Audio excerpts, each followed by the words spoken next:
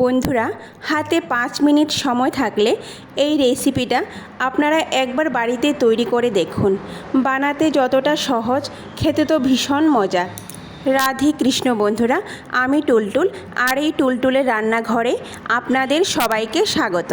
তাহলে চলুন আমি কি করে এই রেসিপিটা তৈরি করছি দেখে নেওয়া যাক। সবার প্রথম আমি এখানে কিছুটা ভাজা ছোলা নিয়ে নেব। বন্ধুরা, এই ভাজা ছোলাগুলো বাজারে অ্যাভেলেবেল পাওয়া যায়, বা আপনারা ছোলা কিনে এনে বাড়িতেও এইভাবে ভেজে নিতে পারেন, কিন্তু আমি এইগুলি বাজার থেকেই কিনে এনেছি। এখন এই ছোলাগুলিকে একটি থালায় নিয়ে এইভাবে হাত দিয়ে ভালো করে উপরের খোসাগুলি ছাড়িয়ে নেব। এই দেখুন আমি কিভাবে উপরের খোসাগুলি ছাড়াচ্ছি। হাত দিয়ে এইভাবে ভালো করে প্রেস করে নিতে হবে। হাত দিয়ে কিছুটা প্রেস করে তারপর ঝেড়ে নেব। ছোলাগুলি খোসা থেকে আলাদা করে একটা বাটিতে নিয়ে নিয়েছি। ছোলাগুলো ঝেড়ে নেওয়ার পর 1-2টা খোসা কিন্তু থেকে যাবে, তাতে কোনো সমস্যা নেই। এখন আমি এই ছোলাগুলো একটা চায়ের কাপ মেপে মিক্সি জারে নিয়ে নেব। আমার এখানে 3 কাপের মতো ছোলা হয়েছে। এখন মিক্সি জারের ঢাকনা বন্ধ করে মিহি করে গুঁড়ো করে নেব। ছোলাগুলো আমি মিহি করে গুঁড়ো করে নিয়েছি।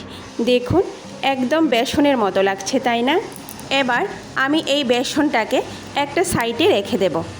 অন্যদিকে আমি এখানে একটা বাটি নিয়ে নেব।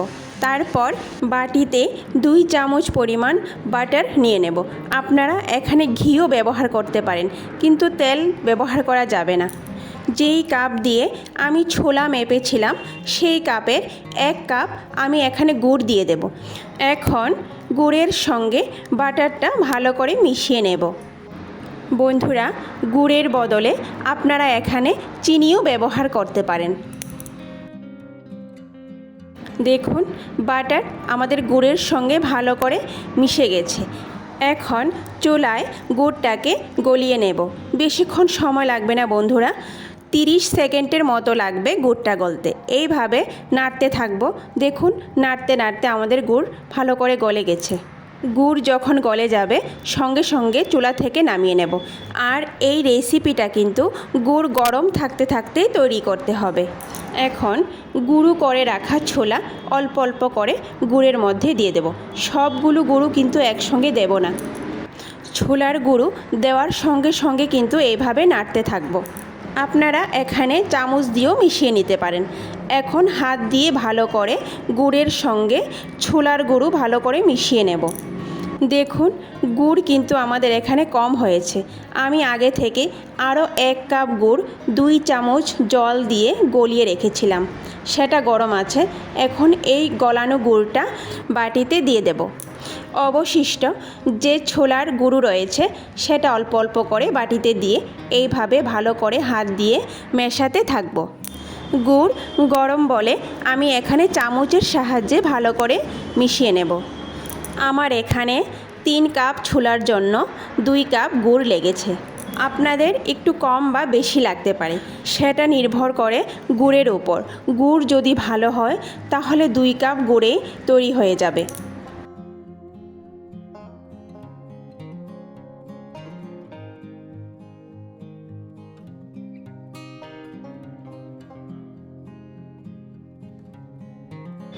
বাটির নিচে লেগে থাকা ছোলার মিশ্রণটা চামচের সাহায্যে উঠিয়ে নেব।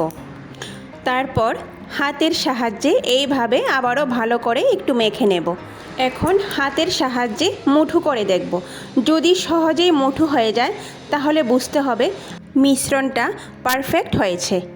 এখন লবণগুলো বানানোর জন্য একটা বড় সাইজের চামচ নিয়ে এতে কিছুটা পরিমাণ ঘি মাখিয়ে নেব। তারপর কিছুটা পরিমাণ মিশ্রণ চামচের মধ্যে দিয়ে হাতের বুড়ো আঙুলের সাহায্যে ভালো করে চেপে নিতে হবে। বন্ধুরা, এই রেসিপিটি একদিন তৈরি করে মাস থেকে 1.5 মাস ঘরে রেখে খাওয়া যাবে। কোনো খারাপ হবে না। এখন একটা চামচের সাহায্যে লবণ উঠিয়ে নেব। দেখুন কত সুন্দর আমাদের লবণটা উঠে এসছে। একটা লবণ আমাদের তৈরি হয়ে গেল। এইভাবে প্রত্যেকটি লবণ তৈরি করার আগে চামচের মধ্যে একটু ঘি লাগিয়ে নেব, কারণ ঘি লাগানো থাকলে লবণগুলো খুব সহজে উঠে আসবে। আপনারা যদি চামচের সাহায্যে তৈরি করতে না চান তাহলে গোল নাড়ুর মতোও তৈরি করে নিতে পারেন। এইভাবে আমি প্রত্যেকটি লবণ তৈরি করে নেব। তৈরি হয়ে গেল আমাদের ছোলার লবণ। উপরে কিছুটা সাদা তিল দিয়ে সাজিয়ে নেব। বন্ধুরা, সম্পূর্ণ ভিডিওটি দেখার অনুরোধ রইল। আর ভিডিওটি যদি ভালো লাগে তাহলে সবার শেষে লাইক, শেয়ার আর সাবস্ক্রাইব করে দেবেন। নমস্কার, আজকে এই পর্যন্ত। কথা হবে আবার পরের ভিডিওতে। ততক্ষণে বন্ধুরা আপনারা সবাই ভালো থাকুন।